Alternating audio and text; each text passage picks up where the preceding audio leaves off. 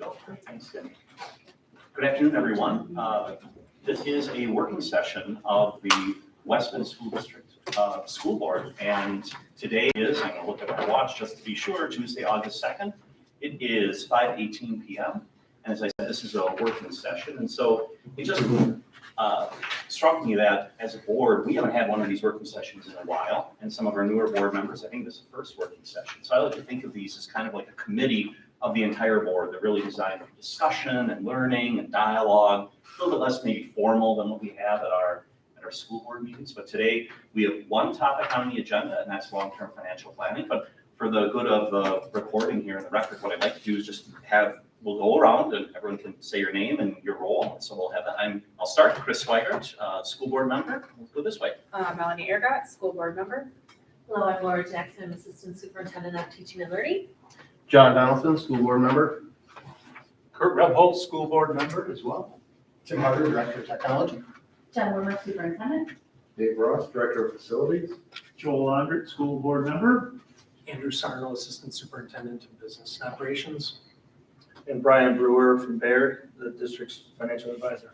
Great, thanks everyone. And I know that Tani Schmidt, who's a school board member, will be joining us very, very shortly. But without further ado, let's get right into it. And so I'm going to turn this over to Mr. Sarno to lead us through this discussion. Yeah, thank you, sir. Over the last several years, and I don't want to have any spoiler alerts with the presentation that Mr. Brewer has put together in conjunction with the district, but even just recently, forgetting about some past debt issues, which are very close to being retired completely, taking a look at some good milestones, some really large celebrations where we've been defeasing debt or levying additional dollars in response to the community's request to do so from the April of 2019 referendum. That was something that they'd asked at that time that the district take care of and become fiscally responsible with that. So as we've been levying dollars, we refinanced a sizable debt issue last summer. Earlier this spring, I think it was on April 2nd, early April at the board meeting, Mr. Brewer was here where we defeased, so the actual process of defeasing debt, putting it into an interest-bearing account, being able to take those previously levied dollars and just be assertive with being able to address that existing debt. I think there's some celebrations that we really need to take the time and share, make sure folks are aware of. And then above and beyond that, since we're at a point where our debt is, is nearing completion, what's next? How do we make sure that we understand between the board, the stakeholders, just how do we make sure that folks understand that in the processes that we go through, where funding comes from, where we have been setting dollars aside and being responsible in addressing facilities needs in particular. So Mr.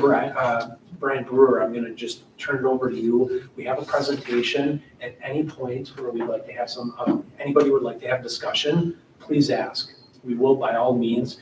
Everybody has a printout in front of the presentation. Scribble notes, we can have a discussion at the end, but at any point you have a question, anything like that, please feel free to ask. But it's nice to have you here, Brian. Thank you. Well, thank you. Good to see everyone. And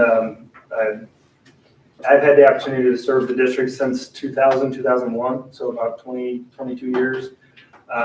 And so I've seen a lot of growth and change within the communities that the district serves. We've taken advantage of a lot of different market cycles during that time period. The opportunities that, to fund at extremely low and subsidized levels to accomplish your long-term planning and facility needs. And so some of what we're talking about is a little bit of remembering, but then it's setting up for what's next, right? So, Andy at the meeting in July talked about the operational budget process and the planning and the data points that you'll be receiving in the coming 60 days leading up to the annual meeting and then the finalizing of the budget and levy in late October. So this session tonight is focused on long-term capital funding and how this district has done it in the past and how what's available to Wisconsin schools for that piece of the overall budget. At the next meeting in August 22nd, Dave will be presenting an update on the maintenance plan, the long-term capital plans. You maintain both the 10-year and the 25-year, and then the facility condition reports. So that will give you an idea of the state of the facilities, the square footage, where are you in each of those buildings, and what's on the horizon to address at some point. And then, so that would then cycle back into finishing as you get your student counts in September. You'll have your annual meeting later in September 26th. In October, we get the equalized property values of the communities that comprise the West Bend Joint School District, number one. October 15th, you'll receive the state aid certification for the coming year. And then at that point, in the next week, that's where you start to put the finishing touches on the data. That comes back to you as a board for finalizing what is the 2022-23 budget, and then the related tax levy and mill rate associated with that. So then at some point, once that, in the mix of all of that and simultaneous is, addressing, what portion of that capital and maintenance need do you address, if any, at this time? And if it's not at this time, at what time, right? Where in the long-range planning process does that fit in? So really tonight is kind of discussing some of those concepts to, help you to ask questions along that process that I was describing. Okay. So just some definitions. So maintenance project, when we're defining that versus a capital project, and Dave lives this in his life and his peers across the state. But when you think of a maintenance project, it's typically a smaller cost. It's typically something that district staff, custodial staff, building and ground staff can often complete within their capabilities. And it's often budgeted for within the operational budget, because of the recurring nature of some of those needs, carpet, painting, light repair, plumbing repairs. Within the constraint of the overall school funding formula in the operational budget, Andy discussed the per pupil funding mechanisms and how that sets the amount the district can collect for the operational budget each year. The district has been operating since 93, 94 within what's called revenue limits. And it's a per pupil amount that basically says this is, take your third Friday count, apply this per pupil amount, and here's the set of revenue that you can operate. So then you take your expenditure line items and balance the budget. That's an annual process. It happens in every district across the state. And increasingly, because of some of the per pupil adjustments in the last decade, it's been a more constrained resource. So increasingly, that annual maintenance budget gets curtailed, which then means some of the items that maybe Dave and his team would like to do annually get pushed to the next cycle, the next year, right? And so he'll talk more about the details of that at your next meeting.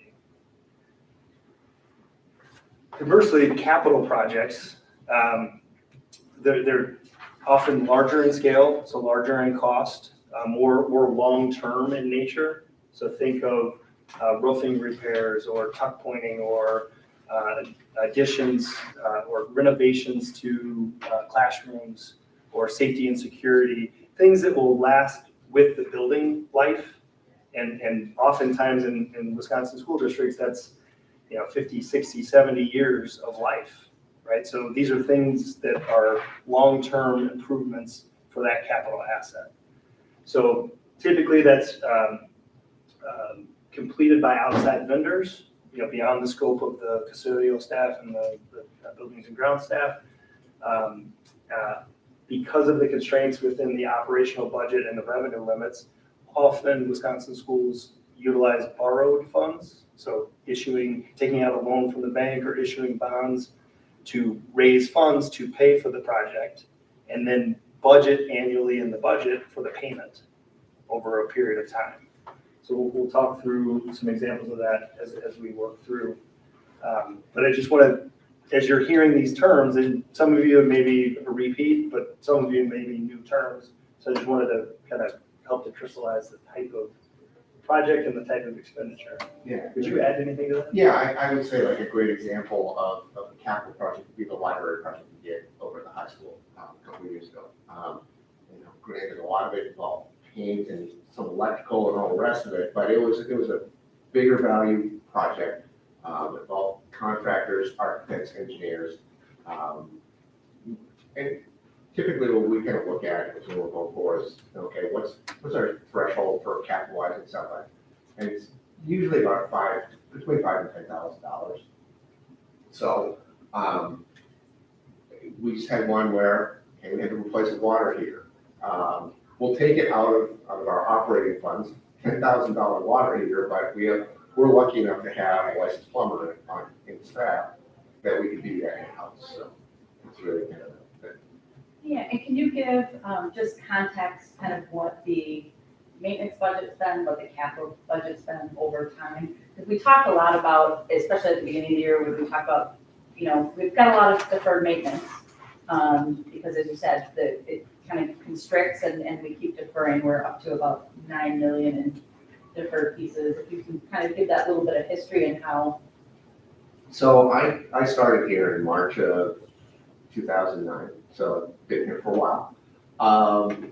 The year that I started, the board at that time had made the commitment to fund $1 million for capital projects and to fund at a 4% increase every year after that. The years before that, just went back and looked, and the 4 previous years averaged $325,000 a year. So when you roll that into our aging facilities and that small amount that went in to capital, we got into a pretty deep hole rather quickly. And it's been really a struggle to dig out of it. When we take a look at the revenue limits, so again, as Brian indicated, calculating that dollar amount per student multiplied by the 3-year average. So we get that maximum revenue limit authority. That, not to go back too far, but 1992 was the snapshot year. Revenue limits began in 93. And so really, what were districts across the state spending within their operational budget back in 1992 that was captured and then rolled forward that created that dollar amount moving forward? So at that time, if we were a low maintenance cost district, we weren't budgeting or spending money in maintenance, that wasn't a part of it. That could be one of the reasons why we were a low spending district at that point in time. And that's rolled forward continuously. So, when we take a look at this, that revenue limit encapsulates our general fund maintenance budget, which we have dollars that Dave budgets every year. We have our Fund 41, which we'll talk about in a minute. That's kind of stealing out of that revenue limit pot. We need to be mindful of that because, again, it's all operational dollars. It's just identified for specific purposes. So there's some areas like that, but there may have been a different district, whether it was a neighboring district across the state that was spending more per student, which may have been in maintenance, it may have been instructional, but it was still a part of that revenue limit that caused that freeze to happen, and then it's addressed every couple of years through the final budget. So it's important to remember that. I think the other important thing to remember is, we've moved forward at a 4% rate. The construction industry has been much higher than that over the last several years. When the CPI was 2%, construction was 8%. So we've been able to buy less and less and less over time. Tony, you look like you might have a question. Can you lean forward? So- Yeah, I know that the fact that we're a low spending district, which I appreciate that we are a very responsible district, and I think that that's in alignment with the needs of and desires of our community. However, it does create some challenges for you. Can you And it's also something that the community doesn't understand, how it factors into the money we receive from the state and how we're able to spend money. Can you expand a little bit on how that affects us? Yeah, so in fact, we have a little bit of information a little bit later on in the presentation. I think we can go into a little bit more detail. Okay. So, when you take a look at what our mill rate is, or how much revenue limit we're authorized per student, and we're at the minimum threshold, it's $10,000.52 this last year as well as this current year. But we're at that minimum. We got picked up by state legislative language. So when you take a look at our revenue limit as opposed to the state average, do you know off the top of your head? 10,800. No. Okay. It's more. It's more. It's more. It's more than that. Yeah, multiplied by our 6,000 students, I think it's close to like $10,862. I'd be happy to follow through and present, again, maybe at the 22nd or even next Monday at the 8th. But when we multiply that out, that variance of the state average versus where we're at, it's a sizable dollar amount. It's millions of dollars.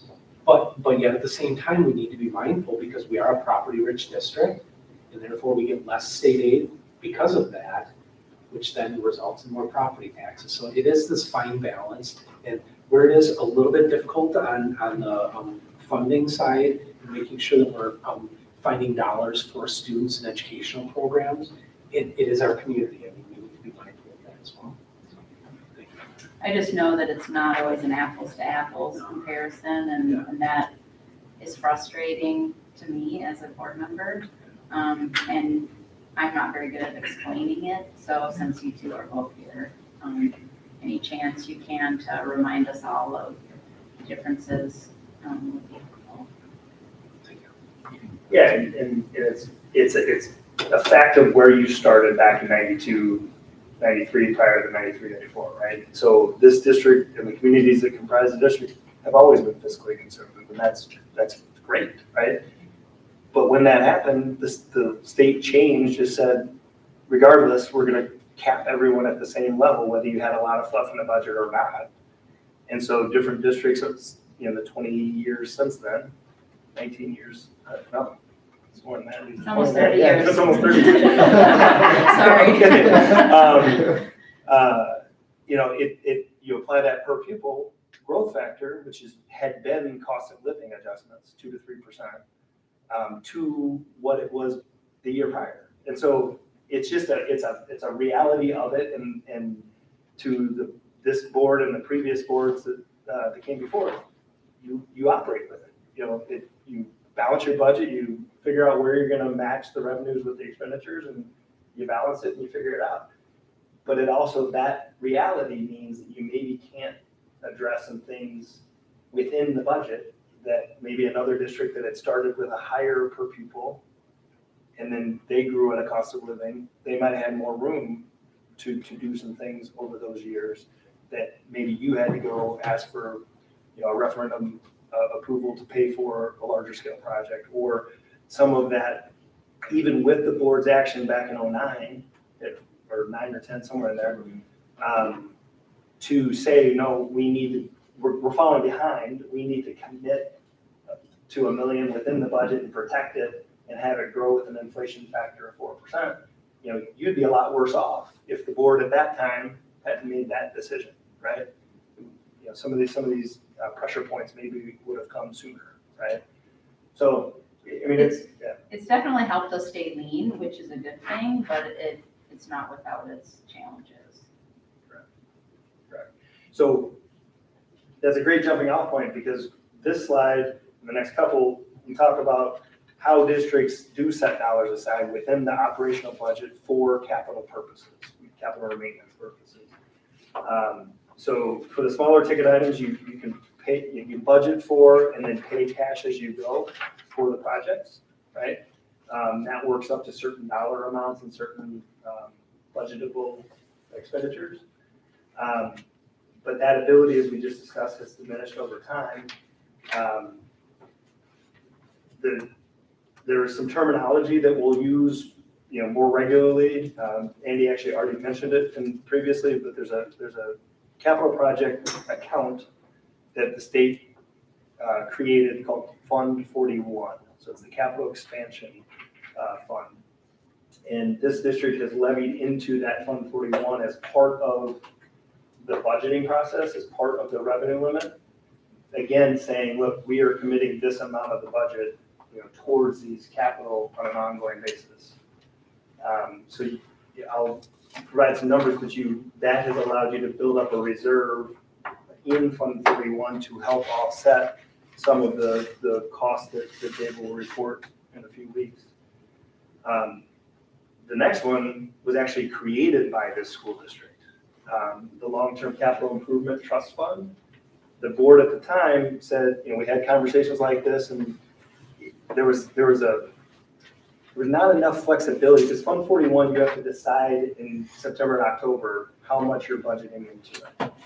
Fund 46 allows districts to decide in June, how do we perform budget to actual? And is there some savings, between what we budgeted to what we spent? And if so, do we want to transfer an amount from the Fund 10 budget, the general fund budget, into this Fund 46 account, which is a dedicated savings account or reserve account for future capital improvements? So the board at the time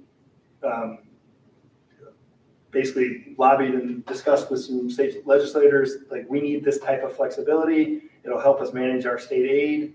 Sometimes because you're a low spending district, sometimes you aren't spending all the way through the secondary reimbursement. So you're leaving, state aid reimbursement on the table because you didn't have enough expenditures. So that, by giving that annual choice, it gives you a little bit more board level control, district level control over how do we save, right? Because before Fund 46, the unspent portion of the budget would flow to the general fund balance, which is not an aidable location, right? And it doesn't signal what the intentions of this board had for those dollars for future boards, right? So it gave a little bit more local control. Fund 41 and Fund 46, where they are fairly similar, and they do both act in the respect of putting money aside for facilities dedicated projects. The two differences that they have are the timing, and that's what Brian indicated. Fund 41 is one of the resolutions we bring forward at the annual meeting. So the community votes on it, they say 1.725 million. So we've been talking about all spring. That's what we'll bring forward as a resolution that will be voted upon on September 26th. Fund 46 has all the way through the end of the fiscal year and July 30th. So we actually have some flexibility as we're wrapping up the year. And then the second big difference is how the two of them differently impact our state aid. So that's what Brian alluded to, is you can maximize some of that, the aid through the 3-tier formula and some things like that. But because of that timing and the aid impact, you can leverage these in different ways. And so we're pretty rare that we have both, but we've utilized both in order to maximize that aid in past years. So it's nice. I appreciate the flexibility in having those available. And it allows us to plan for facilities. So the last funding source within the operational funds category is a committed fund balance. So think of this as year in, year out, you perform budget to actual. Ideally, you're coming in under budget, right? Your expenditures come in under what you had budgeted to spend, so you have some surplus dollars, right? Those go to an unassigned fund balance in the general fund. The board probably in that 09-10, I'm not exactly sure when they started the process of setting dollars aside within that, committing dollars within the general fund. Basically had that foresight to say, we do want this ability to specifically save for this purpose. And so we'll discuss some amounts here in a minute, but this district has utilized savings in Fund 10, savings in Fund 41, and savings in Fund 46 to try to, within the constraints of the operational budget, at least save up some to offset future capital costs. This is one of those areas, again, the last bullet with the committed, where when we bring the audit forward, typically in December or January, we have you as well, not just take action on the audit, but also take action on the fund balance, dollar amounts, the different classifications. So that committed is one of those, and again, not to get ahead of ourselves, but where we have to make sure we have our some auditing areas covered. The Jackson Trust, we have some money set aside for turf, and so you guys have taken action to say, we want to commit this, and you can always uncommit it, we can always change that next year or whatever, but it just allows us that flexibility to, again, find a way to designate money for specific purposes. I always thought we were just too lazy to transfer it to Fund 46. Why wouldn't we just put it in Fund 46? Great question. As we found last summer when we went through the refinancing with Standard & Poor's, Standard & Poor's, our fund balance, as a district our size, they recommended that it grows. And so all of those dollars I remember. being So if recognized. there's $1 million in there, even though it's committed, at least there's $1 million in there contributing to Fund 10, and that makes it look good. And then as well, if we ended up taking any surplus year end, transferring that into Fund 46, just because it's there, that actually might trigger us into a negative tertiary aid where we actually start to lose some state aid for the next year's funding. So again, it's a little bit of a balancing and a timing process. Great question. Just to recap a little bit, just so I'm sure I understand this. So if at the end of the year we have money left over, we have choices, right? One choice would be, you know what, let's just leave it in Fund 10. Fund 10, surplus, unassigned. Because that way, it's in the checkbook, we can use it for whatever we want, kind of, sort of. The problem is, correct me if I'm wrong, then state aid would look at it and say, aha, you clearly didn't need that money. So that's gonna factor into your state aid in the future, and your state aid might go down. True? I would say no. So almost, I would say almost. Yeah. Okay, because there's all the, we don't wanna necessarily just leave it unassigned. So explain to me where I'm off there. Yeah, so from an aid perspective, it's simply what did you spend the year prior? So it's not a you didn't need it, it's a did you spend it? So, so by letting it flow into Fund 10, unassigned fund balance, you haven't spent it. Agreed. Whereas the difference with the 46, if you transfer it over to that account, that was the legislation that the board saw. There it's treated as spent, even though it's sitting in a reserve. Because it's legally committed, you can't use it for anything. I think we're saying the same thing. Almost opposite of what you were Yeah, describing. I'm You transferred it, sorry. No, absolutely, no, you got it. I think what I was trying to say is it's ironic that if we have money left over and we hang on to it, just in general fund, that is not helpful. Not always. From an aid perspective. Because although I unfairly characterize it and kind of personify the legislation, it is as if the state formula is saying, oh, well, look at that, you probably didn't need that much aid because you didn't spend it. That seems to be how it's behaving. That's not how it says, it's not how it works. But clearly, if we have money left over, we get less state aid over time. So glass half full versus a glass half Exactly. empty is there's other opportunities to maximize that spending to then leverage that state aid. And that's my point, that instead of just leaving it generally, instead we say, if we shift it to this fund, now we give up the right to spend it on quote unquote anything we want, but we're not as penalized or not penalized by the state aid formula than we would be otherwise if we left it free, clear, and fun. The state punishes us for being responsible, and that keeps us from getting the money back from the state that the local property owners have contributed to.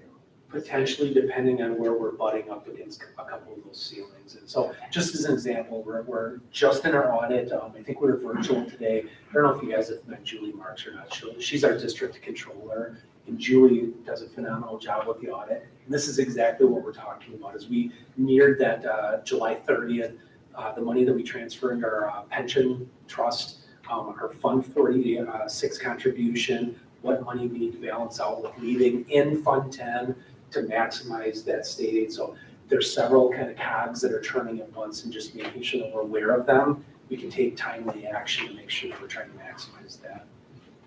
While we're also positioning the district where there's money that's either accessible or prioritized for specific needs. So a lot of the, so I guess the reason why I bring it up is because all this needs to be considered as we make decisions. We want to make sure that we're bringing back as much money that the local taxpayers have given to the state. Exactly. They deserve that. Exactly. And it's a clear, as you talked about, you're maximizing, working within the constraints that we have to maximize. It's been a consistent strategy. So, as you said, it's not necessarily that we're giving dollar behind, we're trying to squirrel away what we can in the constraints that we have. And it's been as you said, something to be proud of, that this district champion on behalf of all districts. That should be a real point of pride for us, but. Yeah, it's an interesting way, I mean, it's to say, well, we have this money left over, and we're committing to spend it on limited things, not on books, not on, mowing the lawn, but nonetheless, it's an efficient way to do it that helps minimize any state aid penalties. Interesting.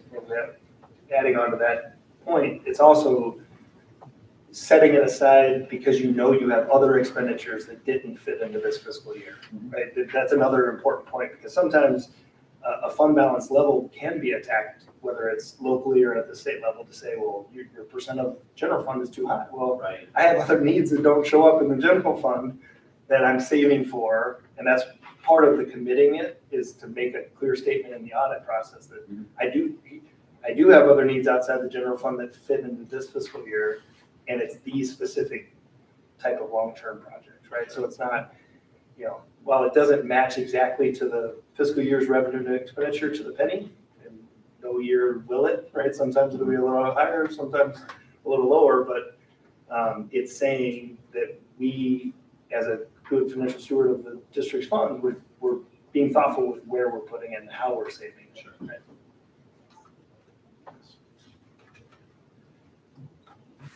So that's different ways to save funds within the operational budget. So if there's not enough saved to pay for the full scope of the capital need, districts will often borrow and repay. That can be a bank loan, it can be a state trust fund loan, it can be municipal bonds in the marketplace.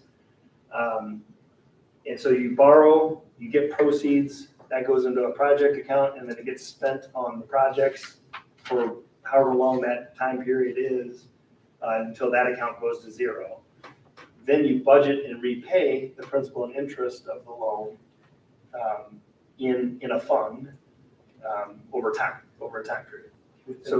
So when I say a fund, there's two types. There's one that is within the revenue limit, which is, again, another way to leverage the operational budget. And that, when we talk about it, we talk about Fund 38. And so the key note when you think of 38 is the payments in that fund are competing with other operational costs that you have within your general fund, your Fund 10. So when you're thinking of how or do we use Fund 38, the key question is how will it impact the budget? What is the budget impact?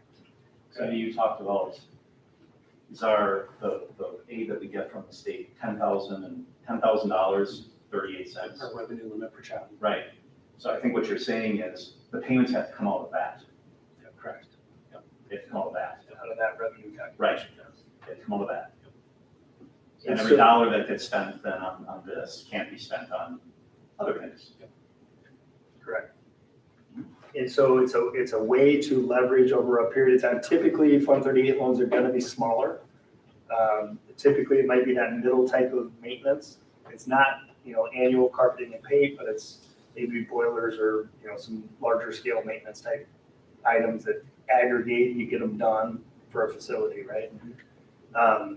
But by financing it over 5, 7, 10, 15 years, it's a smaller hit to that annual budget, right? So it spreads it out, right? So if the scope of the project then exceeds that, so you have your saved dollars within the operation budget, you have your financed dollars that you pay back within the Fund 38, which is operational dollars, you then, the only other choice that a school district has, if they have an expenditure that is needed that exceeds that capacity, is seeking a referendum approval to borrow outside of that 10,052 per student. And so then the benefit is obvious of that because it's above that cap. But then the question that the board asks is, and the taxpayers will ask is, what is the tax impact, right? How much more over and above that base or over and above what we're paying will that investment cost me, right? And so organizing in your mind that when we're talking Fund 38, it's, what is the budget impact of that payment? And then when we're talking referendum approved borrowing in Fund 39, we're talking about what is the tax impact of that payment. When you talk about authority, can you go over who's got what authority? When we talk about referendum, that's the citizens' authority. They're voting on that piece. So when you just talk about the authority, who's granting it?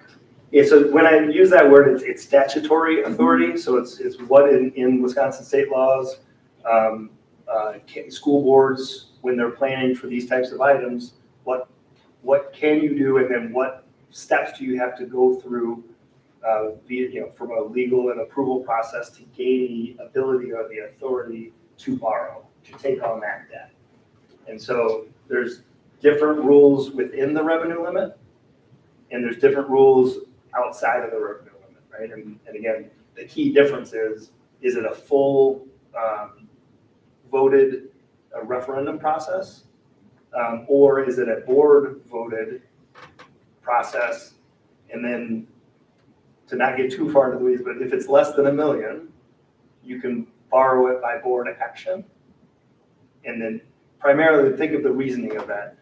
It's already, you're reallocating that $10,052 towards a payment. So you as a board get to spend it either way. So it's you making the choice, are you spending it on operational types of costs?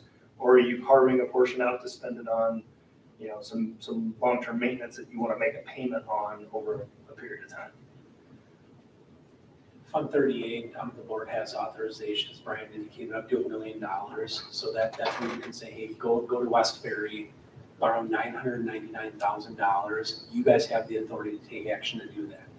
If it's over $1 million, that's where there's something called the petition process. There's a waiting period. It allows the community to jump in and say, wait a minute, we want to force a referendum. So there is a little bit of a waiting period in excess of $1 million. Again, Fund 38, because that's the district's operational dollars that we're using to repay that debt. So that's that first piece. But then the second piece, as Brian indicated, Fund 39, which is the referendum, different set of rules. There's resolutions approval, going to the electorate and actually having folks vote, all of that whole process. And many of you have seen that, again, I've referenced April of 2019 soon in the presentation, like different set of rules. But again, that's because that's outside of the revenue limit that we have to follow. So some considerations as you're thinking about how to fund different amounts of capital or maintenance. Typically the required amount, the smaller amount, the more it can be operational, the larger the amount, it's likely going to be a voted type of a discussion, community-wide discussion, which I think, is a good process when it's a large investment. The board communicate to the public what is the plan and why is it a need, and then they can say, we see your long-range plan, we see your strategy, we see the capital need, and we say yes or we say no based on what is the tax impact, right? And then the repayment period of either type of borrowed fund is really dictated by the useful life of the asset. So if you're going to buy some technology equipment, that should be paid off short, 3 years, 5 years maybe. If it's, roughing, probably 10 to 15, I know it's supposed to last longer than that, but As long as they are. better to not repay it longer than that. But if it's a new wing or a new building or the additions at, Badger and Silver, that statutorily, the maximum a Wisconsin entity can borrow under the Constitution is up to 20 years from the time that you borrow it. And that's more for matching the repayment over the useful life of the asset, right? So typically you'll see the the larger scale projects being repaid over time periods up to 20 years. In this district, it's been a board strategy, a community, request, suggestion. I get it that it's 20 years, but we don't want to have debt hanging out there, but let's pay it down, let's reduce interest costs, let's be as cost efficient as we can. And that's really what's guided decision-making, on previous boards. leading up to that. And this, right, yes, this one and I'll highlight more of that here in a minute. I got one question on interest rates, and you may be getting to it. Just, I would like to hear, and I think the community and board would like to hear, when we were talking about borrowing a couple of years ago, the interest rates were around 3%. They're sitting 5+ now. I hear they went down, so I got a multi-layer question. What is the future of the interest rates, and why did the interest rates go down when the Fed just raised another 0.75 last week? So That might be another hour work session. And if Brian knew he wouldn't be sitting here. Crystal ball. So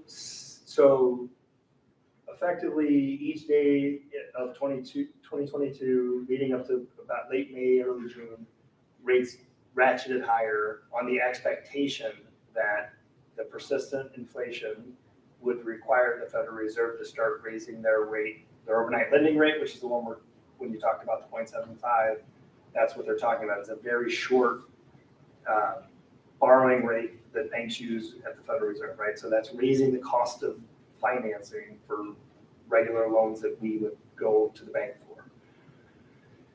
In addition to that, the Federal Reserve is also beginning to slow down and they haven't sold, they're just not buying actively in the market the longer term debt, which was their lever for keeping long-term rates low, which they effectively been doing for 13 years since the Great Recession, right? They started to taper it 7 or 8 years ago, and then we got into another situation where they kept going, right? And the pandemic just accelerated that, right? So you have the Fed trying to do what they can do to raise the cost of funds, to reduce the money supply, to then slow inflation that's been persistently high, as you have seen. So the market moved higher based on some of that reality and some of that expectation, right? And so when the Federal Reserve did act and raised it 75 and then 75 again last week, the market was already kind of expecting it. So it's other factors happening. The stock market's slumping. There have been geopolitical concerns. Right now, part of what I think the answer to why rates may not be going, why they slow down and actually come back lower is some of that activity may force a recession at some point in the future, right? Because by nature, if you're slowing that inflationary growth, by definition, that's a recession, right? To try to, ratchet it back down. And so there's a lot of factors that go into why the rates are moving month in and month out, but that's some of the factors that are. And then are with they the going rates, up to be 7-8%, or are they going to be sticking right around 5%? Or is that another? that would be a great thing to know, wouldn't it?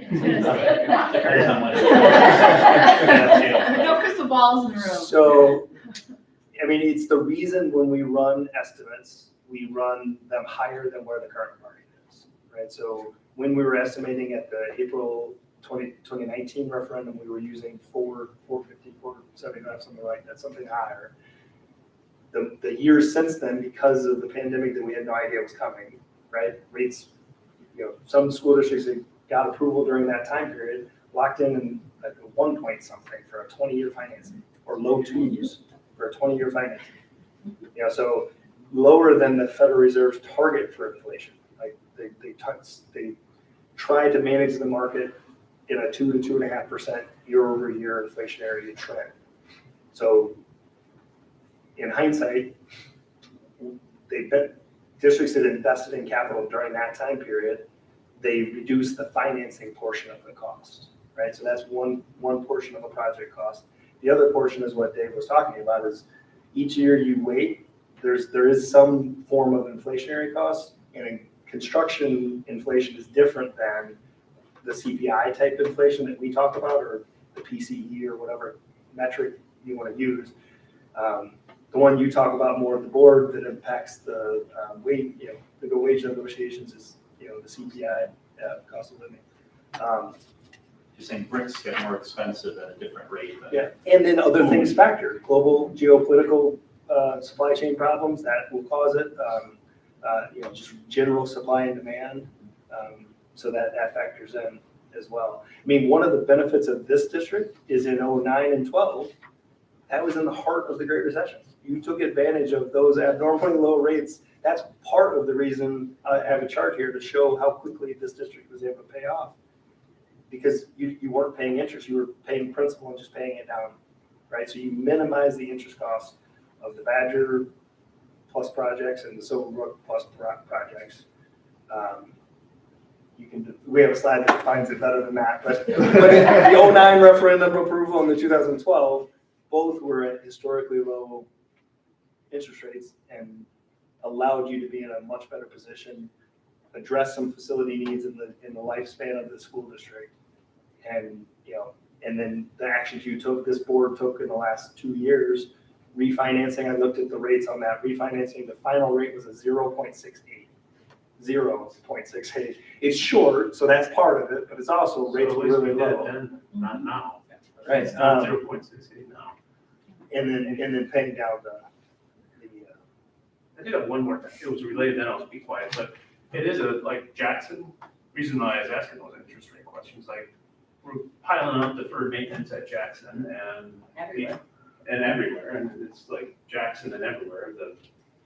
I'm stating the obvious, but the question is, do we act on it in the next 6 to 18 months, or do you kick the can down the road for a community discussion on our capital projects 24 months down the road? But if interest rates, again, some of my questions on interest rates, if they're up at 8, 9, 10%, we're probably not going to have that discussion. So we might be in a window.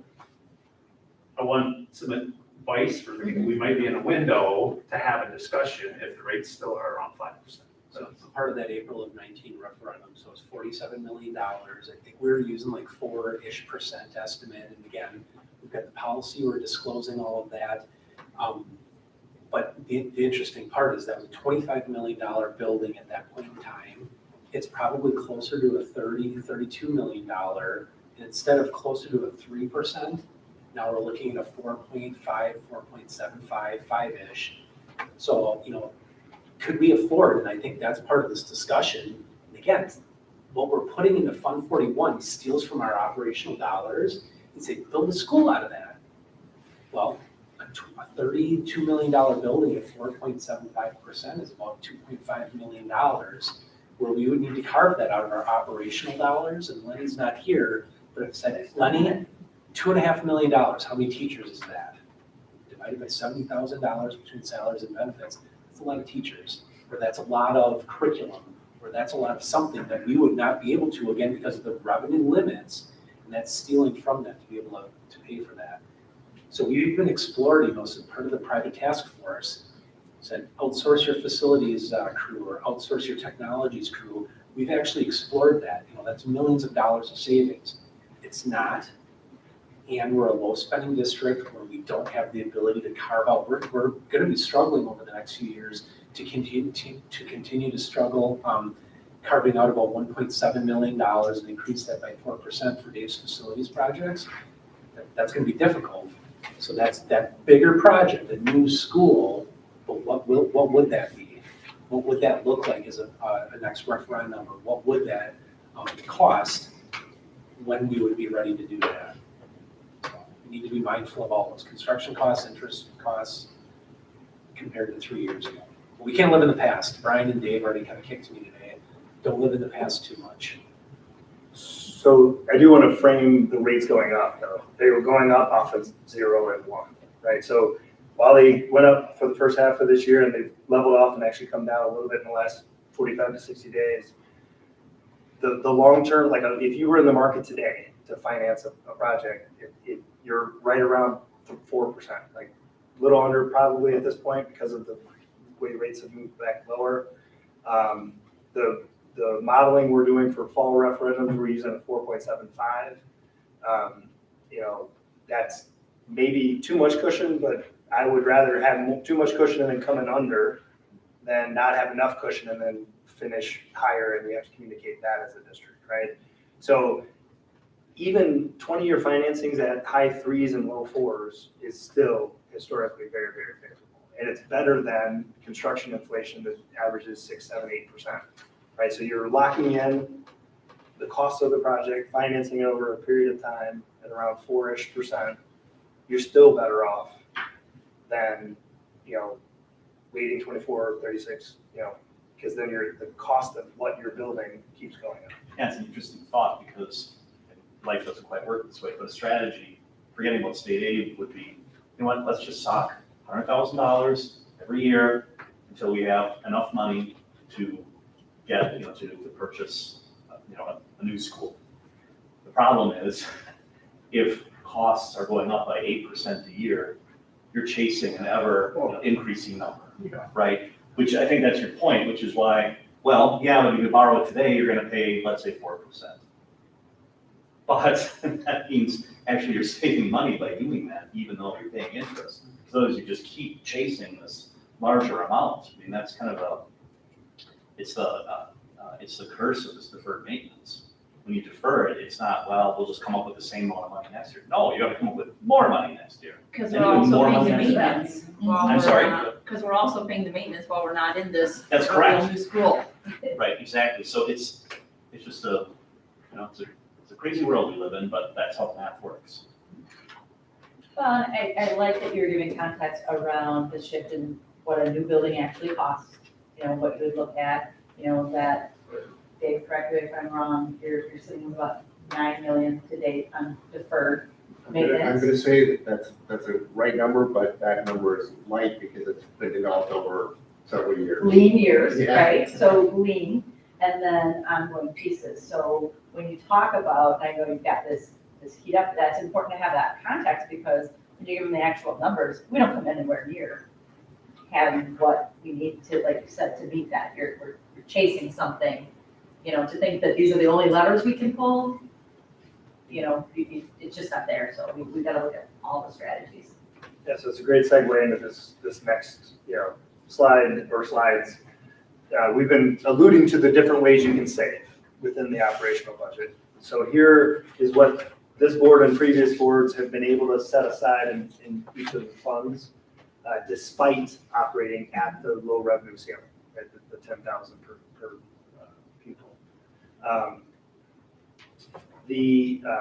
In Fund 41, as Andy mentioned, the budget amount for Fund 41 for this year is $1,725,000, and that is what grows at 4% inflation factor, which again was a strategy established 13, 14 years ago by the board. That has paid for projects along the way, but it also has allowed for the accumulation of a $2.8 million reserve balance in that account to be used for future capital needs. Fund 38, the current budgeted line item is about 830. It used to be $1 million because that was one of the other ways that board at that time preserved. The reason it's 830 this year, it'll be $1 million next year, is because we refinanced and lowered it from $1 million to something lower. So, you know, but think of that as kind of the planning figure within the budget has been about $1 million of annual payment going toward borrowed and, you know, small to medium-sized capital or maintenance that gets paid back within the budget. That currently has a reserve of about $962,000, which will allow you some choices in budget development in 23-24 on how to utilize those dollars and as it relates to that final payment. This process of setting those dollars aside and trying to protect an amount to at least try to keep pace so that that deferred amount doesn't go lower or go up and up and up helps to slow down the need for a community discussion, a community referendum. It likely in most districts doesn't eliminate the need, right? it pushes off the time period at which, and the amount at which you're discussing when that time comes. So within Fund 46,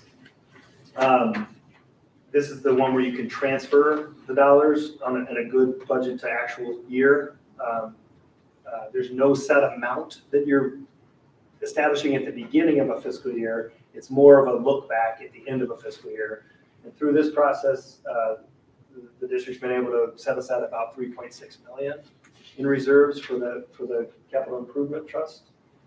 And then we talked about the committed reserves. So the Jackson Improvement Plan has it along with Separate. separate. Okay, so it has about $1.5 million as a committed fund balance within the general fund, Fund 10.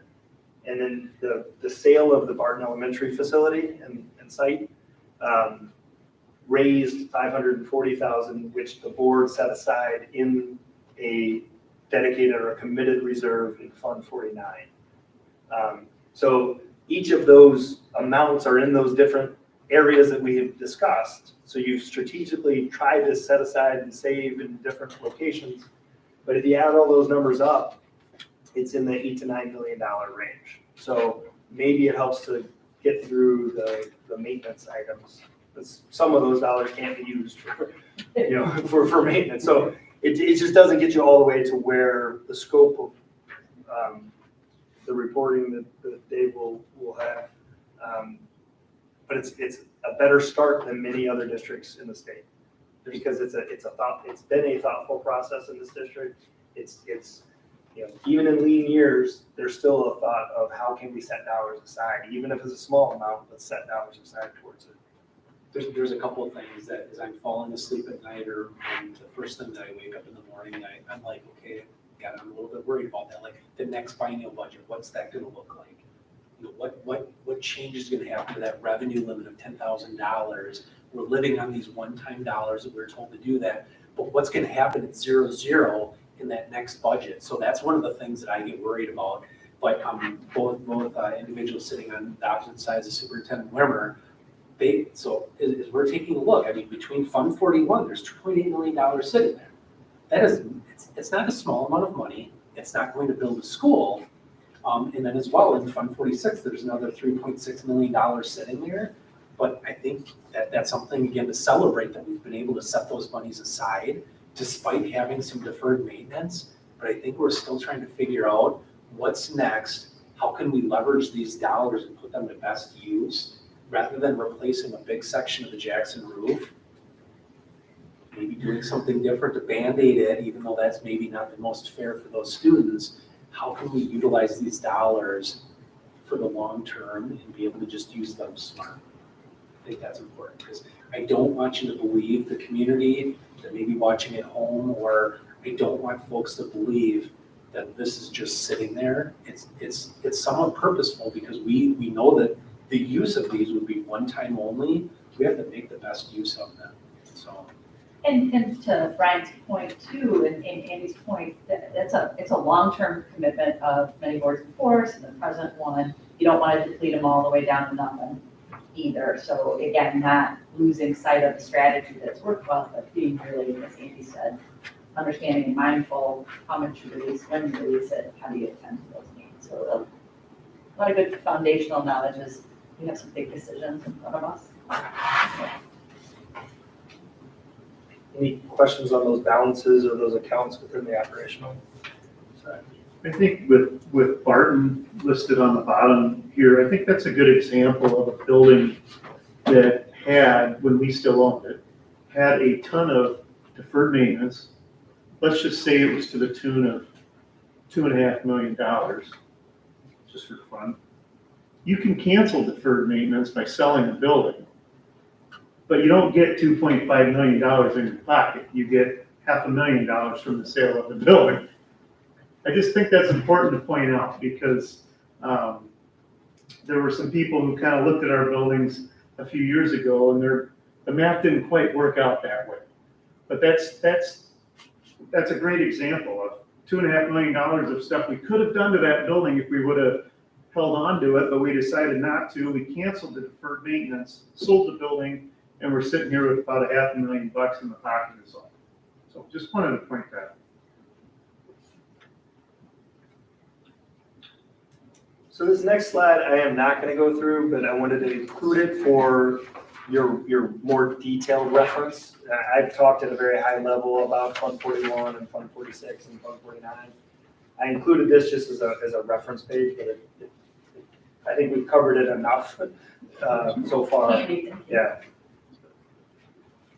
This next page is a little more detail around that Fund 38. I had referenced the budget of $830 for next year. That pays for that payment of right around $821,000 that's in the green box. And then I've referenced that $1 million final payment. And you may say that looks weird, right? And a pure $1 million. Well, what the district did was they borrowed using what's called a qualified zone academy bond. It was a federally subsidized 0% interest loan.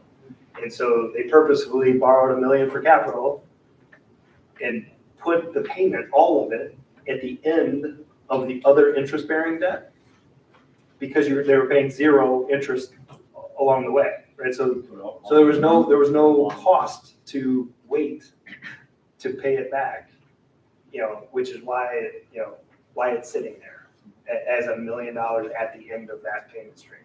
So point being, in 23-24, that's the final payment on that, which then will create choices of how do you reallocate or use that space within the revenue limit dollars. So this is a summary of the recent capital borrowing approved by referendum. So what we did was we went back to 2009 and highlighted both the failed question and the question that was approved for $27.4 million to primarily invest in renovating and remodeling Badger Middle. And then the 2012 question for $22,865,000 that was approved for remodeling and renovating Silverbrook, as well as some additions and improvements at Green Tree. And then the most recent referendum was April of 2019 for $47 million, which failed, and that was focused on the new Jackson Elementary, construction of the new Jackson Elementary, and then some safety and security investments and remodeling and improvements at the high school. So just this is all out on DPI's website too. I just thought, since we're talking about long-term capital, and one of those methods of seeking approval to fund a large-scale capital is referendum. The last decade, to 15 years of questions for the district. I thought it would be a useful reference. But it is a good point. So that 27 million that was borrowed in the 22, I just restated the contract. That's 49 million that we're going to have paid off next year. So again, that's how many years since 2009? If you take the average, take it as 2011. So we're paying it off in 12, 13 years. So you are leading me right into my next slide. Oh, all right. But it's 14 years from the 2009 referendum, and it's 11 years from the 2012 referendum. It's pretty impressive. Timing, some strategy, that's all contributed to this opportunity. And those are assets, that will be 40, 50 year additions to those facilities, right? Or longer. Yeah. Well, Where we past- start- well past my time. We're impacted so much differently when we depreciate assets. We're totally different than a Delta Defense or a business, but we still are required to depreciate assets. But on any major building construction, we use a 50-year schedule. So because it is what it is. So that just fits perfectly into what Brian's describing with some of those really long-term projects that we do. So to Kirk's point, this is the capital planning strategy of this board and previous boards has been to refinance debt where you can, take advantage of market anomalies and abnormally low rates, subsidized borrowings like we just discussed. refinance and prepay wherever you can, wherever the budget would allow. This board's actions within 2021 and 2022 cumulatively reduced interest costs by over $1.5 million for the remainder of the debt plan. And that's in addition to costs that were avoided, to your point, from the original. What we communicated to the public was a conservative rate that was higher than what we actually locked in. I think we were over 4 in the communication process, and then the all-in between the subsidized, the 0% and the just historically low rates.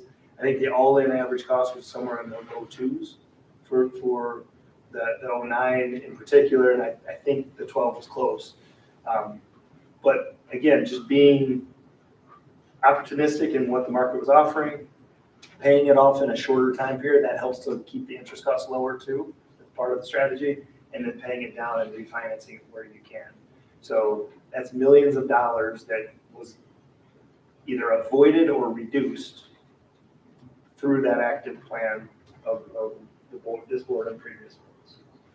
Some of that is helped to be reduced by your strong credit rating. So the school district maintains a AA credit rating by Standard & Poor's. As Andy mentioned, each time we go and talk to them about a financing, they're asking about the mundane items that you decide month in and month out, like policies and budgeting and how you save dollars in 41 and 46 and things that many people outside of the boardroom maybe don't think about or don't care or don't want to know. That's what those credit analysts are asking us, right? And they see it in your audit reports and your trend lines.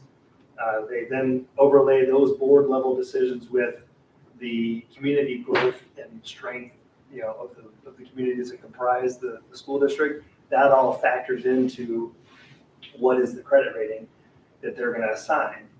And the investors that are all across the country that may not know the West Bend communities, they are relying on the report that they get when they're saying, I want to invest in this versus that, right? So that helps to drive the borrowing rates lower when you access the market. And not all school districts have as good a rating. Correct. So AA or better is a very good Wisconsin school district rating for a couple of reasons, but the primary one is the revenue limit constraints that you operate under. Your revenue raising authority at the board level is very limited, whereas other states are different, right? But they may have other concerns, right, than we do in Wisconsin. But when you look at it, state by state, you look at K-12 districts and how they operate, right? That's what they're comparing and contrasting. So a AA is a very strong credit level. There's some higher and there's some lower, but being at that AA or better is a good location for the school district.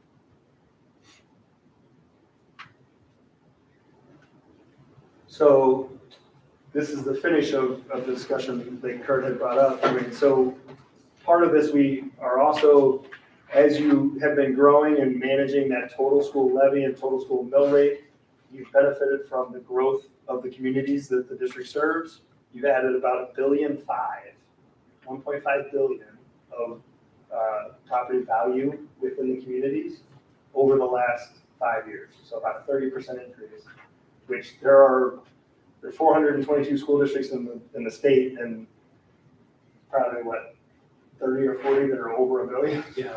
much less adding $1.5 billion of value. So your location, the growth, the economies within the communities that you serve are vibrant and strong, and that is reflected in that, which allowed you to levy to pay down that debt and reduce that interest cost while maintaining the $7.97 per thousand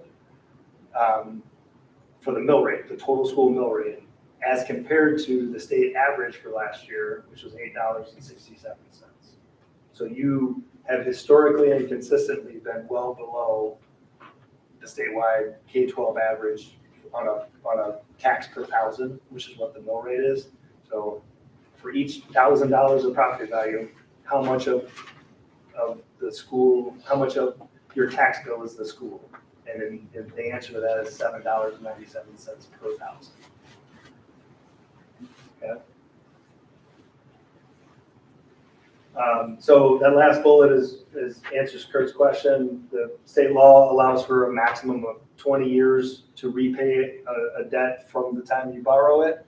And through the multi-level of strategy and approach over the years, that those retirements for the 2009 debt was paid off in 14 years, and the 2012 debt was paid off will be paid off in 11 years. What does that look like graphically? Well, I'm surprised. I'm glad to know now that you asked. So the dark blue is the amount of principal related to the 2009. So the reason it steps up is we phased the financing. So you borrowed some of it to pay for the initial projects, and then the next year you borrowed the rest to pay for the rest. So that's why it steps up from 2010 to 11. Then you start to go down because you're making principal payments. And then in 2012, the light blue is where we added on the 2012 authority. And then little by little, you're paying down principal, which is why the total amount outstanding is reducing each year. And then that shaded box is the result of the active prepayment and refinancing of the remaining portions of the referendum approved debt. Principal. Yeah, this is the principal Not balance. interest, principal only up to 2 debt issues, right, 3 debt issues. So that box, where you're talking about, that means those payments have yet to be made, but we stashed that money. Correct. Yep. So that's why I didn't delete them all the way off, but I'm trying to represent that you have enough, as of the 22-23 levy cycle, you'll have enough to have provided for the remaining principal. Well, that makes sense. So if one were to look at our audited financials during those years, it would show debt and it would show debt payment. It's just that effectively, we put away the appropriate money, not in a health term, but in a cookie jar, And stop levying. and stopped levying. So we didn't need to ask the taxpayers for any more money for that because we put it into a cookie jar and it's ready to go. Yep. And an interest-bearing account is better than a cookie jar. Right, exactly. An irrevocable Never- escrow, not a cookie jar. Not stuff from the mattress.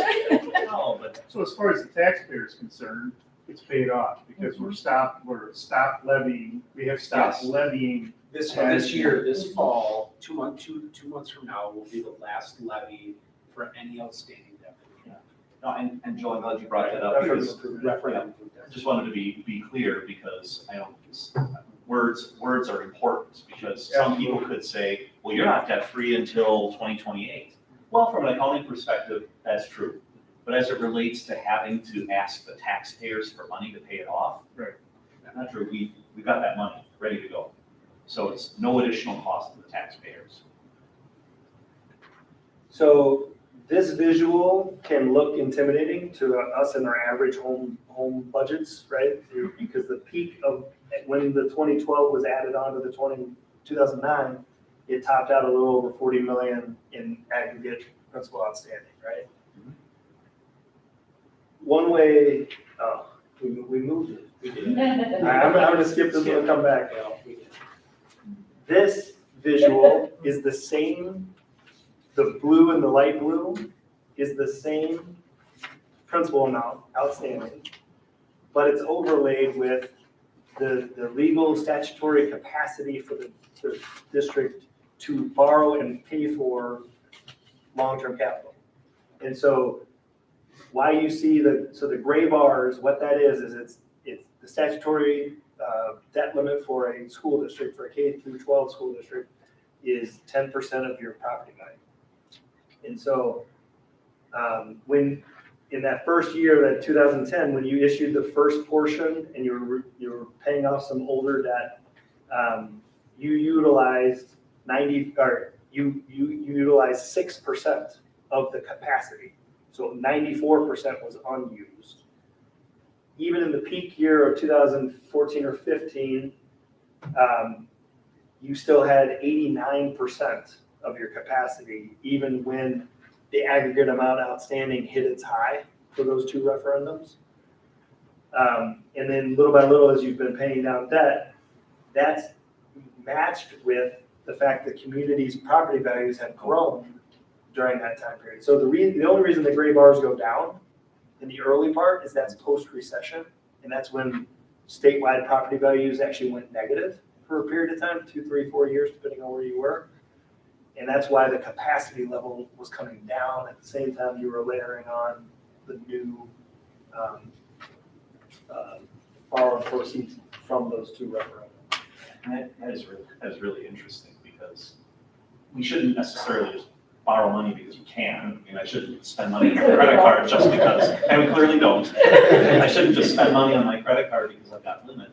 But compared to other districts, I mean, can you comment, is it unusual for a district to borrow 50% of their capacity? I mean, that just seems really low. Yeah, so there's a combination of answers to that, and a lot of it is time and place in the history of the district, right? Sure.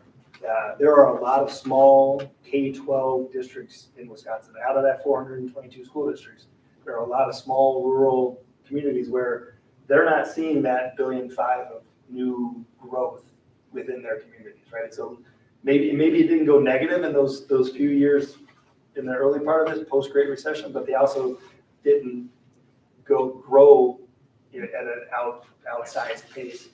So when they're going to do their once in 80-year K-12 facility, they can get to over 50%, 70%. Some even push 80, 90%, depending. But it's a spot in time, right? So it's like this, where in 2014 and 15 they get close to that capacity, but they don't have any other need to borrow. Sure. So they're then paying down payments, and little by little, that capacity regenerates. So so I don't know if I'm fully answering your question, but it's a time and place and size of district discussion, right? I mean, this chart would look a little different if the 2019 had passed, right? But you still would have topped out with 70% of capacity remaining, even if you added the 47 million on there, right? So I have a list of comparable districts, and really what it is about our size. So 6,000 students, I think if I go up to maybe 7, I get down to the mid 5s. But it's La Crosse, interestingly, it's like, yeah, La Crosse, bigger town, but we're a little bit bigger sized district, we Rapid and Jackson. But La Crosse, Verona, it's a list of about 15 districts, and above and beyond that I have all of our neighboring districts. But just as an example, Beloit is on there because they're about 6,000 students, declining enrollment, but Beloit is only worth about $2 billion, and we're 6. But then you look at Verona, which is about our size, slightly growing, but Verona just had, what was their total referendum? 200? I think it was like 180, 190. Yeah. So and then they're on the April ballot for a $19 million annual operating, $19 million for operating, annual operating. So, you take a Like, look so at Verona. different districts, different sizes, Yeah. different needs. So For all the work, I can tell you in about 2 minutes. But the interesting part about that is, so I think Verona is a little bit smaller than us, but they timed, again, timing and opportunity, they timed that when Epic, one of the biggest health softwares came off, and they were able to offer that without any type of increase to the existing taxpayers with some property value growth, spreading it out over 20 years. So some of that just comes down to work. Interesting. We just need a giant software company to put roots down here. I think we tried. In Milwaukee. So I skipped over this slide, but this is the trend of West Bend's total school mill rate, the amount per thousand of property value, which is the bar chart portion. And then the line that hovers above that is the trend of the statewide K through 12 average mill rate. So on the far right, your $7.97 related to the $8.67 of the K-12 average.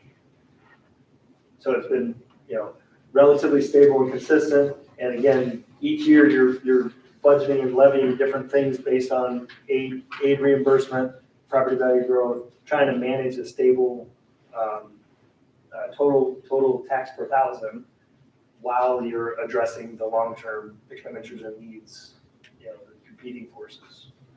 Well, and it's good we're talking about this because if I look at this graph and I'm interpreting it right, that middle section, that's kind of the blue section, right? That's the amount of the levy that we dedicated to the scheduled debt payments. Once we pay off our debt, that will kind of disappear unless we need to borrow for something else. It kind of creates capacity if we needed to within. You guys are great. This is You outstanding. can see I thoroughly read this in advance. But yes, you were absolutely right, that blue and pink portion of the mill rate chart, once you've levied and collected this year, going forward, if there's no new authority, then you'll be operating at the operating levy portion, the kind of the charcoal color. Mhm. And what that equates to is this visual where I layered in the scheduled impact of the debt levy plus the aid on the additional debt levy. There was an aid loss component, so it's about 8 million of an impact to the levy, to the total school levy.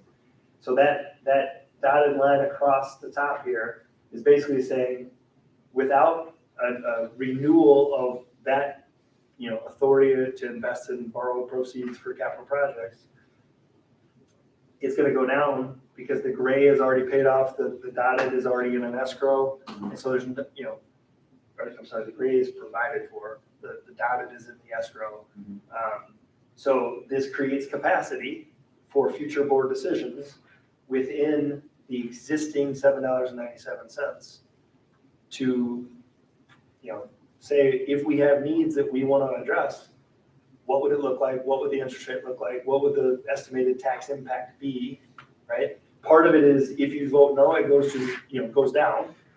If you vote yes, how much can you pay for over X number of years and not change the current tax structure, right? So how much capacity is there? So assuming your credit rating is AA, assuming an average rate, Doubly negative in all fairness. Yeah. Or doubly AA minus, right? But again, AA or better is what really matters to the investors. That criteria is what most investor groups are looking for. Is there are gradations as you go up, but that gets you some of the best interest rates in the market. Using a flat 475, as I mentioned earlier, currently 20-year is probably high 3s, low 4s. Using a 475, and I'm targeting just an annual payment at $8 million. Okay, so over a 5-year period, with principal and interest at an $8 million payment, that would raise $35 million for principal for project cost. So You can borrow 35 million, over a 5-year for a period, 5-year period, same $8 million, chip away at the payments and it would be paid off. Correct. Or And the then- remainder ones. yeah, then or 10 years at 65 million, or 15 years is 90 million, or 20 years is 100. Right. Again, I did this only for a context when you hear scope of what is the need out there and what are our choices, right? We talked about how much did you set aside in previous budget cycles and how much that is. And then Dave is going to give you a discussion of the maintenance budget, the capital budgets, and the facility condition reports. There's going to be a gap between those two numbers, right? So this is like a quick and easy, what we would give you a more fine-tuned and detailed summary. But if you answer the question, how much could we pay within our current capacity and not increase the tax for that repayment? So what is the tax impact, right? You're not increasing over what you're currently paying, and you can fund roughly those amounts over those, those payback periods. So put another way, it's not possible to build a new Jackson Elementary without doing that referendum. That's our district. Is that what you're Now, saying? operational. Not out of the savings. You could apply some of the savings to reduce the total cost that you then ask. which is what this district has also done in previous years, like the 2009 and 2012. There were saved up dollars that here was the total cost, here's the amount that was applied out of funds on hand, here's what they asked the community for. So with that construct, yes, I would answer your question. You Yeah. can't construct a new facility within the scope unless you make drastic expenditure reductions within the operational budget. Right, we would want our referendum to be as low as possible, of course, just because if we decide to go to a referendum in order to build a new school, doesn't mean we're gonna be reckless about it. But I think it's important to note that we can't squeeze blood out of the turnip, or whatever the saying is. That's it.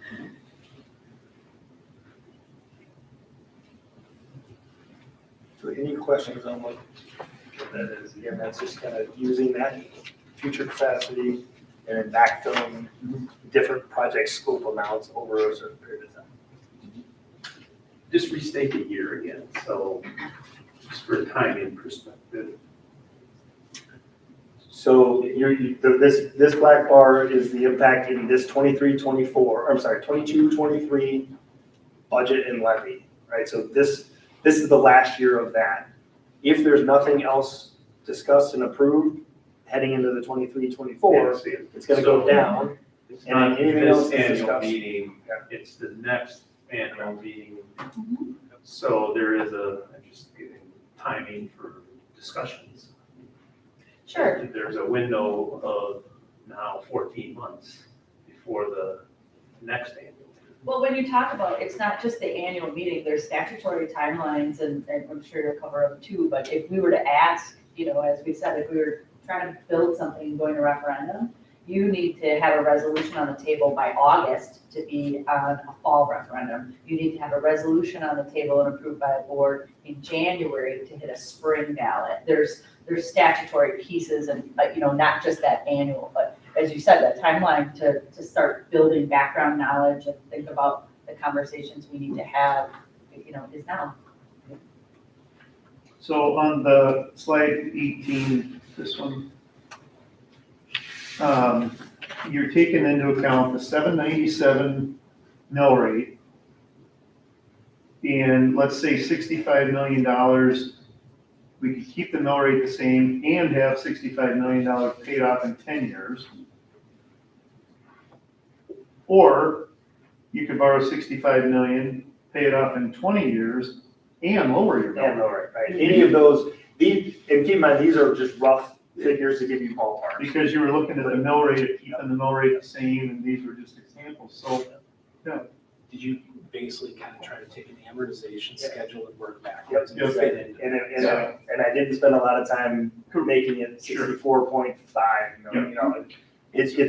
but you're right though, that you could take the 10-year 65 million, and if you pay it off over 15 or 20, that same payment is gonna go down, if it's 10 to 20, it's a half, right? So then you're, within the same tax structure, you're reducing the tax and paying for 65 million of projects.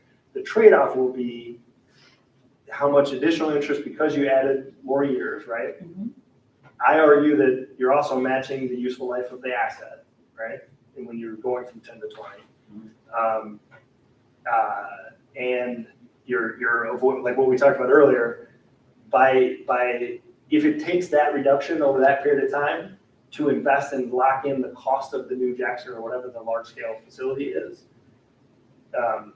you're stopping the cost going up, the inflation of the actual building cost, right? So you're picking that spot that in the time and history of the district, we need to address this, right? And that's the mentality of why would you go beyond, 10 and 15 up to the 20 repayment period.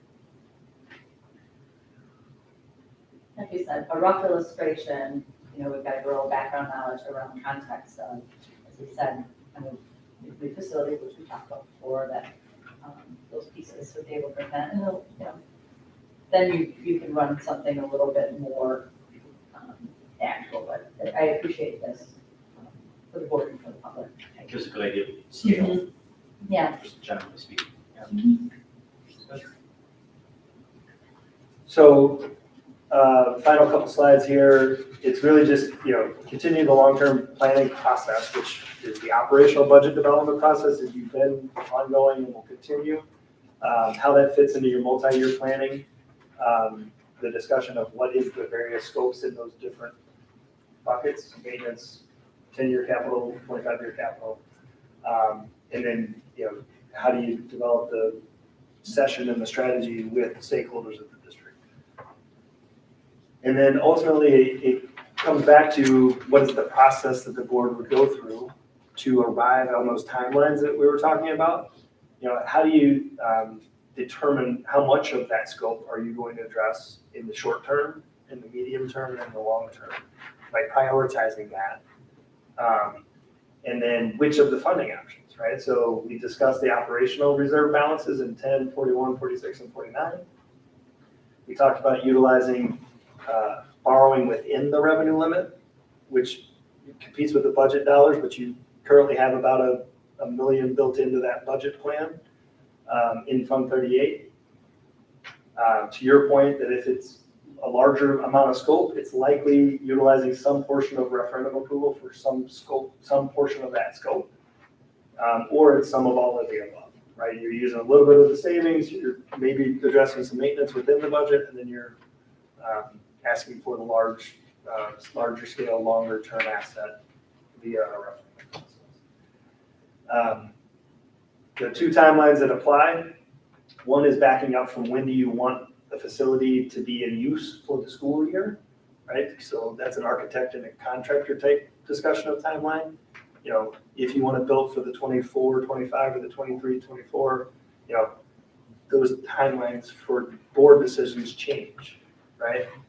And if there's a portion that you decide to utilize a referendum, the only remaining referendum that would fit in that window to your question, you had said 18 months. The next capital referendum period is spring of 23. After that, it's spring of 24. So there's not a fall question in 23. Why is So- that?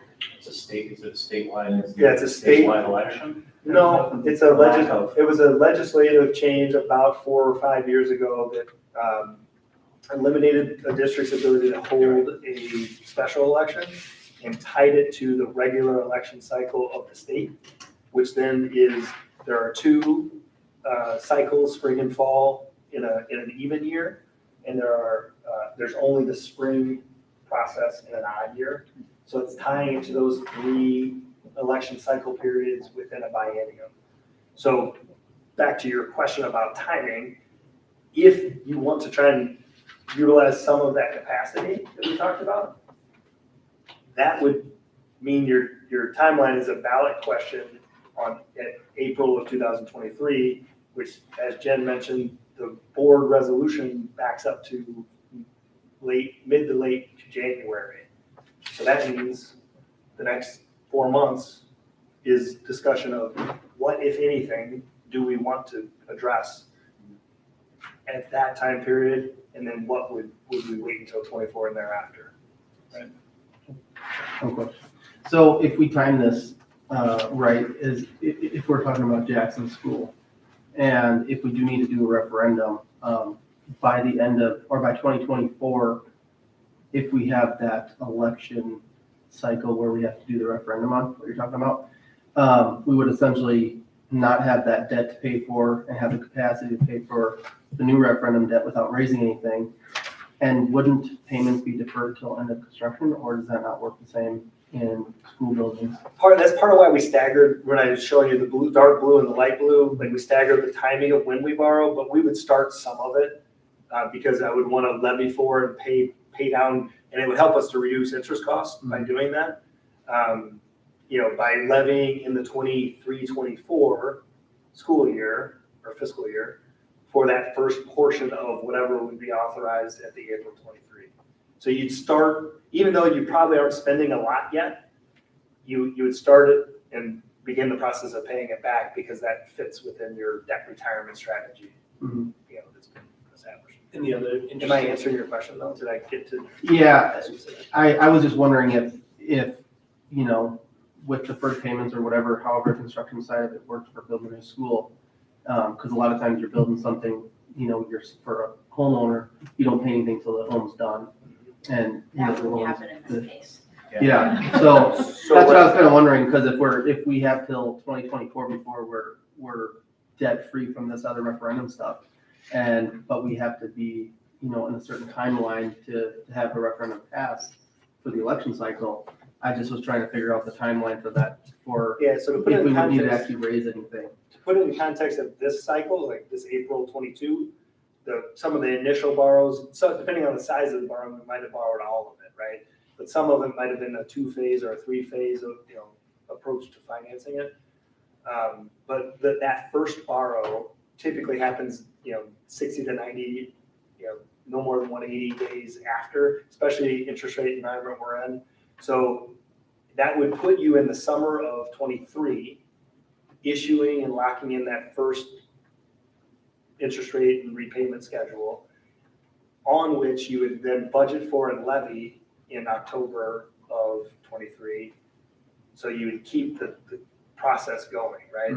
Even if we don't borrow all of it, because you don't need all of it, right? Because the way the process works is a district would borrow it, put it in that Fund 49 account, and then invoices, construction, you know, architect bills, contractor bills will then get invoiced against Fund 49, drawing it down to zero. And during that time period, there's generally, depending on the scope of the project, it's 6 months to 24 months. Those funds are invested in US Treasury investments while it's waiting to be spent. So What Chase diffuses a little bit of our. exactly, yeah. offsets and Offsets. That's one of the big pieces, and I mean, not that we're in a big interest or revenue market right now, but that is flipping a little bit. But just making sure that in doing drawdown analysis based on the construction calendar, when we need those dollars, investing them as wisely as we could, hitting some CDs that might garner a little bit more than keeping the money in the bank or in a sweep account, doing some things like that. So even if you do end up levying for the issuing the debt, reinvesting, being able to minimize that exposure to those costs, those interest costs, as much as possible. Back to your point, interestingly, rising interest rates, once we've locked it in, we can It's invest helpful. those, it's helpful, right? We can invest those funds and, oh, look, mortgage rates are creeping up, or CD rates are going up. It's just an interesting, you know, another, I realize it's probably not, you know, the biggest factor in this whole decision, but another interesting kind of footnote on, you know, why it's going to be an interesting time to start to avail ourselves of the potential borrow. Exactly as Brian was saying, you know, a point in time makes a difference, and sometimes it's a leverage point. And, you know, to Kurt's questions and John's questions around the implication of the timeline and what does that garner? John, did I get to your? Yeah, I think I'll probably have a follow-up email. Okay, yeah, no, that's fine. This is supposed to be a primer, like this is supposed to be high level. I don't feel like we stayed high level on much of it, but. I have a great board, they know their stuff. I do appreciate how you led me into my next page. Throughout the presentation.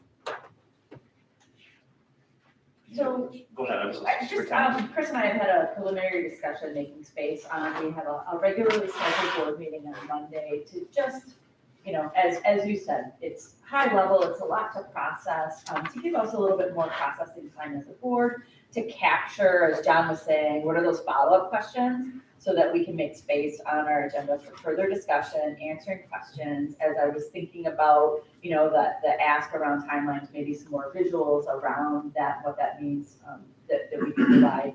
I think it's just important, as you said, to kind of process and do that. So I would encourage the board to let Andy know what those questions are, what would be helpful as we think about it, especially as we have to frame, you know, for the public as well, so that we can kind of meet that need, both as a board and the community too. And then certainly, you know, we've been talking with Brian around the opportunity in front of us, and how do we make sure we're thinking about and having some, okay, now let's go a layer deeper, you know, perhaps in the next month after Dave's gotten some some of that context built for us around the actual needs, and keep digging in. Other questions? Yeah, any other questions or comments from board members for Brian while we got him, or Andy, or, again, no pressure to think of them all now. I just reached behind and I said, hey, Julie, if you forget anything, but between Julie, Dave, is there anything else that was important? Not that I don't want any more questions from the board. Take our time. Anything that we missed, Dave? I think we covered pretty much everything. And We had a supplemental kick-in slide deck. This was comprehensive. We pulled that. We're like, this is what we want to present tonight. It's pretty important. It's pretty timely. So, Dave, I think on your presentation coming up in the next couple of weeks, you threw out the $9 million deferred maintenance number. I guess I just asked to be as realistic with us as possible, and I don't want the community to think that the sky is falling on all of our buildings, although maybe it is on some, but only parts. and we kind of joke and laugh about that, but, just let's be realistic about things. If a roof is still got 10 years, then tell us it's got 10 years. If it was supposed to be done 2 years ago and it's leaking, then we need to know that. Just to be as realistic as possible. Obviously, what is being kind of teed up here is, what does our community want? And that's our job as elected leaders of the board. Does the community want the tax rate to go from $797 down to $650 next year? And your tax bill is going to go down? Or does the community say, well, by golly, good job of paying off Badger and Silverbrook, and you've got all kinds of maintenance issues that we need to take care of? Let's talk about maybe doing some borrowing. Maybe it's still at the mill rate $797. Maybe it's a combination of lowering the mill rate and borrowing over 10 to 20 years. I don't know. But I do know what the community wants to see is, realistic, what is the real picture of what's going on here. The community wants us to be very deliberate in what we're doing about declining enrollment. And, I've talked about closing a school before. If that's something that needs to happen, that needs to be on the table in my mind. Otherwise, the community's not going to listen to us if we just ask to borrow money all the time. We have to show the community, that we're being very deliberate on the steps we're taking. And I think to your point around the whole sky is falling mentality, because we've seen some districts, I'm sure you work with some districts, where things are falling down around their ears. And then, as you said, like, you look like bad stewards of your buildings, of your stuff. And we are not in that boat. Do we have needs? Absolutely. But do we have unsafe spaces because they're falling down around kids? No, we've been good stewards of that. I think we'll make sure and paint that picture. We've talked about these 2 buildings that don't have kids, as well as the enrollment piece, and that commitment. And if Dave's got big picture plus granular, like you said, paint a realistic picture and give me as big of an umbrella and as detailed of an umbrella, that assessment of facilities and those updated numbers.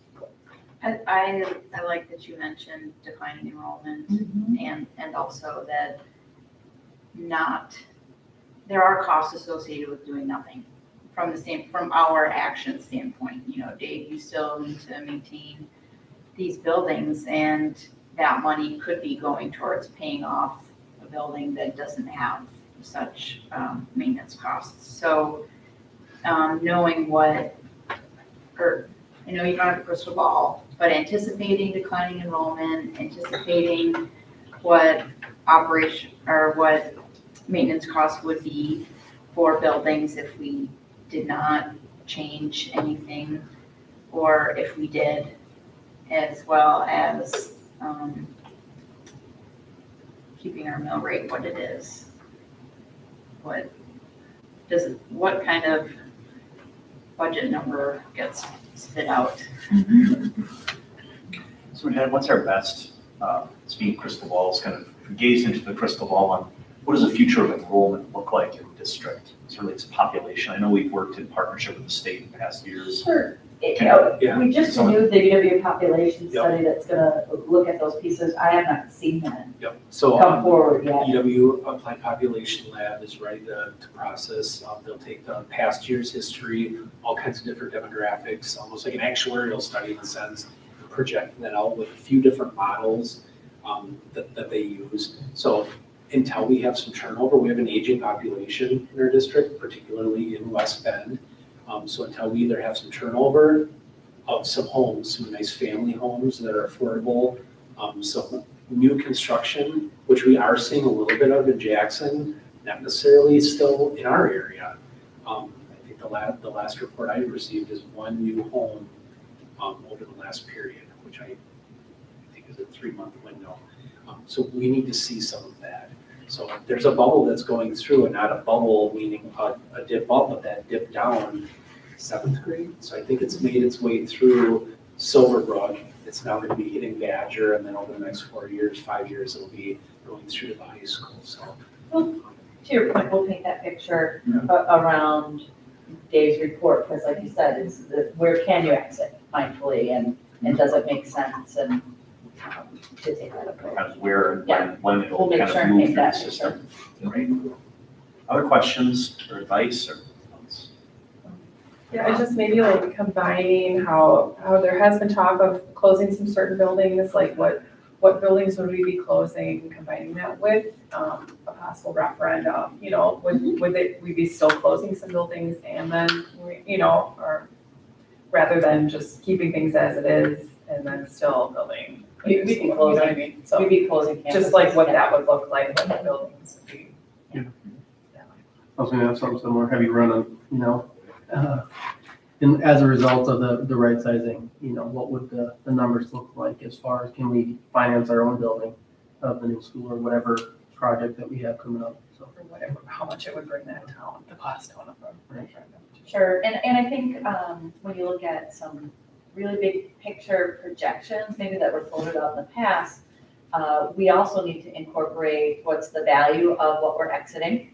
As you saw, Barton was $500,000, so people perceive that we're sitting on billions of dollars and buildings like, that's not the value. And then also, when you do move, if I move Rolf's, I have to resize everything for early learners. I have to, what are the costs associated with any movement that you do and any redesign to retrofit us into space somewhere else? So that has to be part of it too, to your point, John. Yeah, but you would also lose the cost of running the. Yeah, we will, yeah, we have those figures So- too. David and I talked, I'm like, they're gonna ask about these Mhm. things. This is a board whose minds jump ahead right away. We start just spinning, which is a good thing. that's good. That's a good. I'll just add one more. Instead of emailing you, I was just wondering if you can put together the timeline numbers as far as where the budget and payments are if we were to do a referendum before it's fully paid off, in the timeline that we need to for the election cycle that we were kind of discussing. Yeah, so if we were to look at a spring question, what would that start looking, put together the visual. Just what would timeline that for change in the budget? Sure. It's kind of just, as We far, can do that. does that make sense? Yeah. I don't have a question. Yeah, no, there's timelines when I was talking about some of the statutory things, they can start modeling some of those pieces financially. Great. And also just for the public, like when you talk about the mill rate staying the same, but people are thinking, oh, my taxes still went up, that maybe just clarifying that's because of, the value of the homes and what would be making their taxes go up. That it's not that we're actually taking more per se, it's just the value increasing is also increasing. Right. That's very accurate and Because I think Value- people look at that and they say, Oh. well, you're saying this isn't going up at all, but my taxes are still going up, right? So But you don't that's- get the money from your home just because it goes up once you sell. Right. So I mean, just to say that, oh, my property value is going up and you're gaining an asset or a better value in your asset, you don't have that extra money that's coming out. So it Right. still is a pain point to the taxpayers, Mhm. But it's just More based money. on the Yeah. inflation of I like my home value going up. Certainly But But you're to your- absolutely right. We didn't set that, Right. we don't do the valuation, You but did like Right. decide, decide to yeah, increase your taxes. yeah. But I think those are strong connections to make for, like you said, general taxpayers to understand their tax bill and, you know, our stewardship on behalf of taxpayers in looking at in totality.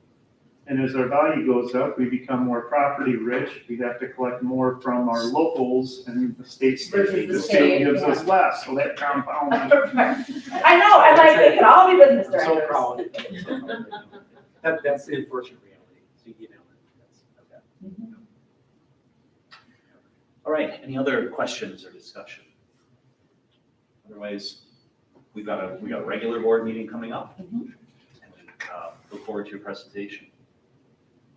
You're on the 22nd. Yes, I'm 22nd, I'm sorry, yes, I should have clarified. Those are two separate things, the next board meeting and your I presentation. wouldn't want to be ready for it. I understand. They was like, what just happened? Regular board meeting on the 8th PM, 22nd. Administration, any last points? Otherwise, I'll ask our board members, are there any objections to adjourning? Because hearing none, we will consider this meeting adjourned by consensus. Thank you, everyone. Appreciate it. Thank you. Thank you, Brian. Thank you, Brian.